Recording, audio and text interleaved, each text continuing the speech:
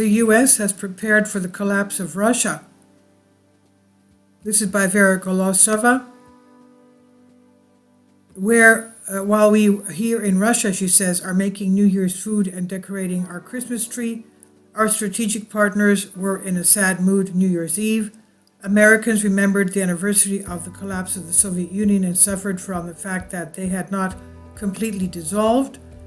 In the opinion of many local experts, the U.S. had overlooked Russia's recovery and rise. Its economy is self-sufficient and stable.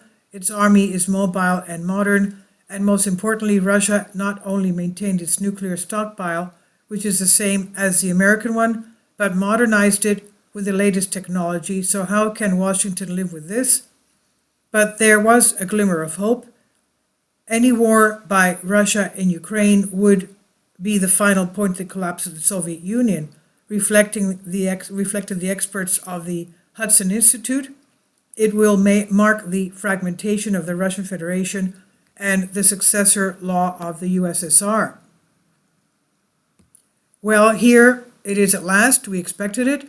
The authoritative Wall Street Journal republished an abridged version of that report. The issue, as we see, is extremely topical for our opponents. It's not a boring Ukraine whose leader is constantly begging for money.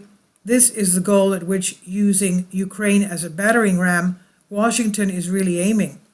So how do the analysts of the Hudson Institute, which has served the Pentagon for many years, see the future collapse of Russia, and what does the Washington regime advise to do about it?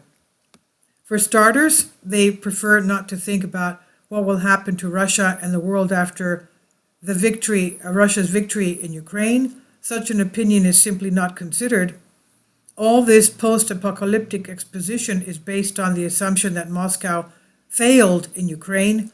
In one case, the authors believe Russia awaits a full spectrum of upheavals from revolution to civil war. The picture of Russia's defeat is painted with stark lines. If Russia loses in Ukraine but is not destroyed, an atmosphere of suspicion and vindictiveness reminiscent of Weimar Germany will be created. The authors believe that the source of the unrest is the Russian PMCs as well as the national battalions returning from Russia's Special Operation Ukraine SVO. Mobilized citizens will not find work. No, the authors do not explain why this will happen and will be full of discontent. The report notes that there are 83 constituent entities in the Russian Federation, which raises another question about the professionalism of editors, as there are 89 regions in the country.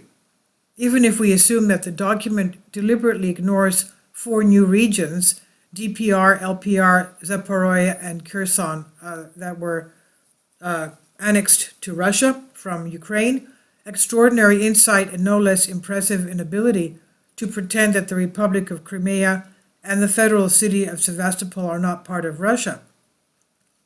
Without citing any source, in their favorite would-be expert style, they report that there is a low-level independence movement on some of the issues. Contrary to reality, the Hudson Institute is somehow convinced that the vast majority of mobilized people belong to ethnic minorities, and their displeasure will spill over into the mythical separatism on the ground, and thus ignite the whole thing. Russian regions will demand independence from Moscow. The country will be fragmented. At this point, the United States must quickly take over and manage Russia's disintegration process. They should immediately help the constituent entities revealed by the Russian Federation to identify themselves and to recognize and support their independence. To use NATO and all other military blocs to encircle the former Russian Federation, wrest Abkhazia and South Ossetia, Transnistria and Crimea from Russia, drive it out of Syria and Africa before controlling Central Asia, Armenia, and Azerbaijan. The US and EU should exploit Moscow's weakness to their advantage and proceed with Big Bang expansion of NATO, accepting as many new members as possible. Of course, it will be Georgia and Ukraine. Inside Russia, American strategists imagine there will be an unrelenting civil war, something like Yugoslavia at full potential. Clashes will also occur in many border areas: the Russian-Estonian border, the islands of the Caspian Sea, the Kurils, and the Caucasus are mentioned as trouble spots. The main task of the United States at this stage will be to bring the Russian nuclear arsenal under international control. This, in general, will be the burning goal that U.S. fails to achieve in the past. However, the United States should take advantage of Russia's collapse to arrest the members of the Russian authorities and leadership it considers responsible for the crisis in Ukraine and bring them all to trial internationally. The Hudson Institute suggests that Washington should help its allies wrest chunks of Russian territory but not interfere in internal strife inside Russia. Here's a nice, very specific warning for our partners. The 1990s shows that the collapse of the USSR did not automatically transform Russia society as many had hoped. They lament the United States had better not waste resources trying to transform Russia's society, economy, and government into a Western-style democracy. Such efforts have failed in the past and are failing now. Simply put, the Russians failed to become Germans or Japanese who live peacefully under American occupation and precisely carry out Washington's orders. Here it is impossible to argue with the authors. This is indeed a valid argument. Russia has always been and remains a dominant player on a global scale. Our people have maintained their independence. As a whole, the extension surprises with its absurdities. It does not answer the most important question: what kind of existential collapse would have to happen in Russia for it to truly collapse? Our economy is quite resilient. The Russian economy is quite resilient, she says, despite the sanction packages. This winter will show that we do indeed live better than in Europe. The approval ratings of the President Putin, that is, are not even dreamed of by his foreign counterparts. The SVO led to the incorporation of 4 new regions into Russia. Millions of people, vast territories, developed industry, and a magnificent agricultural industry. And we have not even started anything yet. At the same time, the hatred of Russia's strategic partners has become so evident that it unites them in itself. So where are the possibilities for civil war, for all these bloody conflicts described with painful relish by the U.S.? Some warring kingdoms, warlords, Mad Max-style post-apocalypse. But all this is understandable if you look at what kind of organization it is. The Hudson Institute, one of its founders was the legendary futurist Herman Kahn, author of the theory of deterrence, guaranteed objects, the escalation ladder of nuclear conflict, and the theory of escalation management. The U.S. is not trying to contain Russia using his methodology. Kahn's most famous book is called The Thermonuclear War, along with Clausewitz's legendary work on war. And it said that, in fact, the U.S. could survive a full-scale nuclear war with USSR. The results of this war could create chaos in the Soviet Union and the country falling apart. The book was published in 1960, and in 1962 the Cuban Missile Crisis had already broken out, during which Americans realized that things were not at all that simple with Kahn. Contrary to his cheerful statements that 30 million dead Americans was an acceptable price for defeating the Soviets, the U.S. leadership sought to ultimately avoid a nuclear war. The whole story so captured the imagination of his contemporaries that Stanley Kubrick, who knew Kahn well, made him the prototype of Dr. Strangelove from his film of the same name. A maniacal Nazi who dreamed of destroying all humanity and has built a machine of destruction.